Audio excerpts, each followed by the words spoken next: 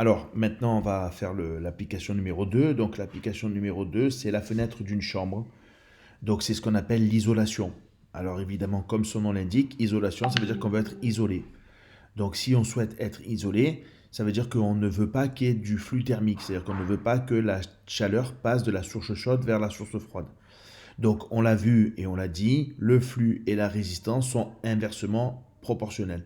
Donc, si je veux un flux grand, je dois avoir une petite résistance thermique. Si je veux un flux petit, d'accord, je dois avoir une grande résistance thermique. En l'occurrence ici, je dois choisir un matériau pour lequel la résistance thermique est grande.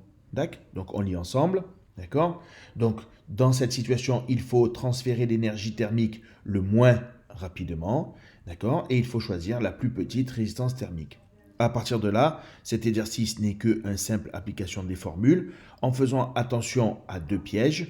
Le premier, c'est que dans l'application de la formule phi égale Tc moins Tf sur RTH, donc vous allez avoir 19 moins 1, ce qui va faire 20.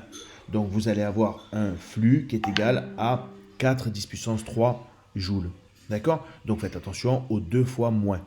À nouveau, je répète, le piège également, inutile d'aller faire la conversion des températures, puisque les températures étant en joules, en degrés Celsius, pardon, ou en degrés Kelvin, dans la mesure où vous faites la soustraction, pas de problème, vous pouvez les laisser dans l'unité. D'accord? Ensuite, on te demande de calculer donc la quantité de chaleur. Donc, tu appliques la formule phi égale Q sur delta T en tenant compte à nouveau du second piège qu'on te parle de 1,25 heures.